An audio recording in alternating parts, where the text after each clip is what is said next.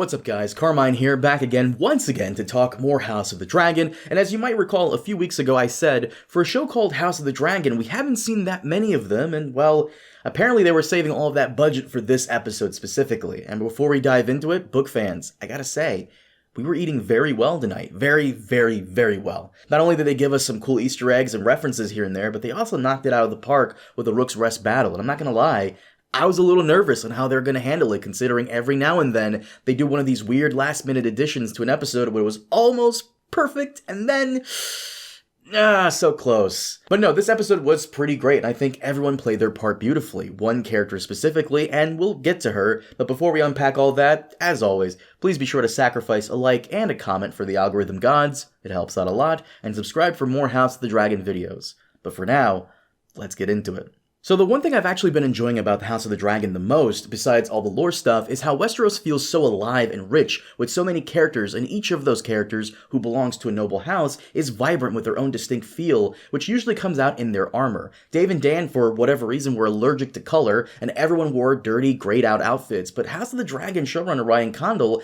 has been delivering on those complaints of mine from Game of Thrones, and we see that here with not only Oscar Tully's armor, but also other characters throughout. And yes, Oscar, Grover, and I'm pretty sure there's an Elmo there too. And no, I'm not kidding. George specifically named them after Muppets, and I don't really blame him. After giving everyone the same variation of one name, it's nice to have a little fun every now and then. But Daemon this episode, and this entire season in general, is going through some things, and I feel as though this is as much character development as we can give him. Last season, Daemon was the same person in episode 1 as he was in episode 10. The only change we had with his character were the different wives he had, but I feel as though through Alice's mind games, we're supposed to get the feel, especially next episode, that Daemon is going to go back to his old ways of being the rogue prince, but it's all set up. We saw from the trailers that eventually Rhaenyra will be meeting up with him again, and I guess we're supposed to get the feel that Daemon will betray her only at the last minute to reaffirm his loyalty, which was the focus of their conflict in episode 2.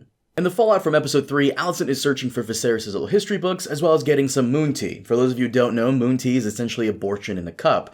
But Alicent, as per usual, is just there to be there. I'm sure you're sick of hearing me say it, but I'm gonna say it again. The character really doesn't have much to do other than interact with everyone else and help them pop out, which she did with Larys. The guy's a great actor. Every time he's on screen, you get the sense that he's scanning the room, looking for weaknesses, and I like that. And yeah, while I miss Varys and Littlefinger, I do like that he's not a clone of them, but his own person, and I appreciate the originality. Though I am wondering what happened to the feet fetish stuff. Are we dropping that, or... Because it really feels like that all went away in the new season, but... whatever. The other thing I wanted to touch on was Egon in these last few episodes. They're really going out of their way to make the guy the biggest asshole, and while I would agree with that last season, this season he feels like a completely different person, and you can also tell that the actor, Tom Glyn Carney, is quietly fighting this idea of Egon in his own way. In fact, in an interview with Entertainment Weekly, he said, and I quote, "I think it was maybe somewhere in their intentions to make Egon look like he didn't know what he was doing, whereas in my head, I was like,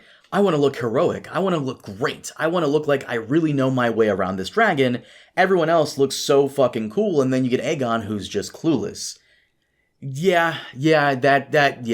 Honestly, it makes me feel bad for this guy. You can tell, especially in the earlier episodes, that he's not really a bad person, he's just a young guy who didn't really have much guidance growing up and clearly didn't want this position. It wasn't until everyone cheered him on and showed him a modicum of admiration that he really felt into it, and you saw that in the coronation scene last season. But it really is ridiculous how bad the writers want you to think he's quote-unquote weak when he just got the job, something he wasn't even preparing for because everyone knew Rhaenyra was the heir. Imagine you just got a job at, I don't know, Burger King, and then the next day your boss tells you, hey man, if you ever want to move up from Burger Peasant to Burger Prince, you gotta improve those numbers. Like, dude, I just got here. What are you saying?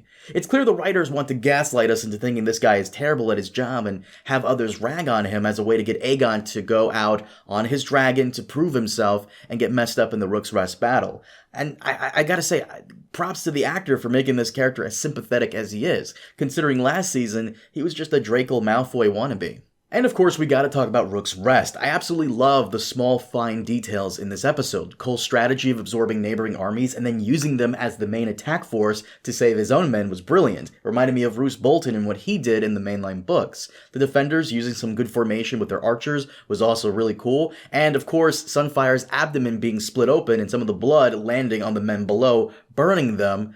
I don't know, that attention to detail, it was great. And of course, the dragon fight itself. Rhaenys, who in my opinion was clearly the MVP of this episode, had some good moments even before the battle began. I especially loved her little pep talk with Meleys before they set out. You get the sense that it's a ritual they do every time. But what I loved even more is that it was implied earlier by Rhaenyra that Jace can't go out there because he has no experience. And yeah, that's kind of the point of this whole fight. There is no substitute for experience, and we saw that here. Rhaenys was able to easily defeat Aegon because they haven't really participated in any real battles. Though I will say, fuck Aemon doing another sneak attack like that to end the fight. Somehow the largest dragon in Westeros is able to successfully hide itself well enough to pull this off again?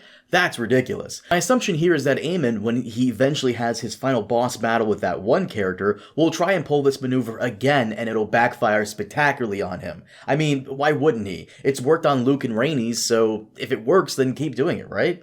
And I'm trying to remember where I've seen something like this before, where a character does the same attack every time and it works, but then they try it again on the main character and it backfires. Let me know if you know what I'm talking about in the comments.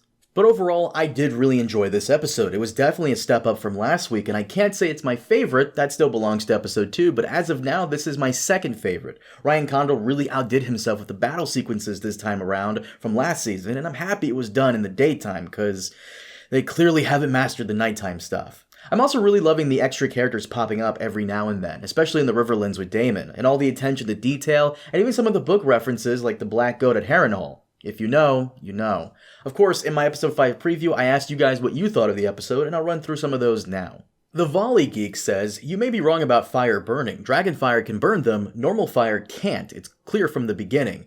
So in my episode 5 preview, I said that Aegon isn't fireproof like Dany is in the future, and this person is referencing that. But this is a debate that has book readers always up in arms because in the show, Daenerys was fireproof through and through. However, in the books, George has stated that the birth of Dany's dragons and her surviving that situation was always a mix between miracle and magic. Also in the books, we know that Targaryens are able to withstand scalding hot baths and even hot summer heat, but they aren't immune to fire either because later in the book, Dany is actually burned. In the show, however, Rhaenys surviving dragon fire is probably one of those moments that will cause debate in the fandom because there are theories out there that only special Targaryens, usually women, can survive more heat than men can and are also required for the hatching of dragon eggs. So I'm going to assume that Rhaenys was able to withstand that fire a bit better because she has more experience in battle and was thus able to avoid it. The verdict is still out on that, so hopefully Condal clears it up if Rhaenys is fireproof or if she was just really good at dodging. And to add to this comment, Akalada says, is it because the fact that Aegon has mixed blood and not just only Targaryen blood that he's not able to withstand the fire? Just a doubt. No, I'm pretty sure that for the most part, Targaryens are not immune to fire, dragon or otherwise. And this is something George has said. However, if the show is different and Game of Thrones with Dave and Dan prove that it's kind of different for some people, we don't really know. It's really up to showrunner Ryan Condal on what he wants to do with that. So hopefully he answers it. Next up, we have this person here, whose name I won't even try to pronounce, who says, Rhaenys sacrificed her and her dragon when she could have escaped easily. She had already won by damaging Aegon's dragon and slightly damaging Vhagar's belly. She went back and lost herself and her dragon. Terrible. Look, I read the book and I knew what would happen, but for a moment there, as she was flying off, I was wondering to myself, if they're going to do things differently, like, is she going to get away? They got me for a minute there, and I think that was the point, to get you invested in the chance of her survival, and I think it was done to give book readers a bit of hope that, hey, you know what, Laenor survived when he didn't in the books, so maybe Rhaenys can too? You're supposed to be yelling at the screen for her to retreat, and I think it did its job of keeping you invested and getting you emotionally in there.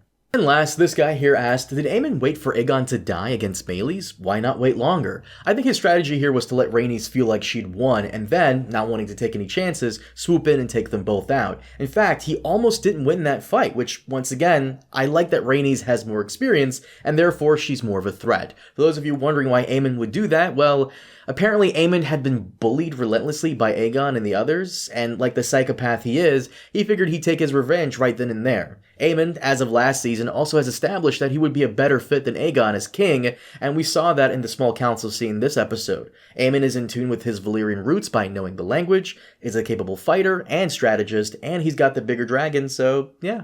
But guys, that is it for today. Thank you so much for watching. As always, please be sure to leave your thoughts down below. I'm curious what you all thought of the episode, and be sure to subscribe if you haven't already and give the video a like. It helps out a lot. And also, definitely check us out on social media. I'm always posting on there and always active, so yeah, links in the description below. But once again, thank you so much for watching. I'll see you all next time. Have a good one.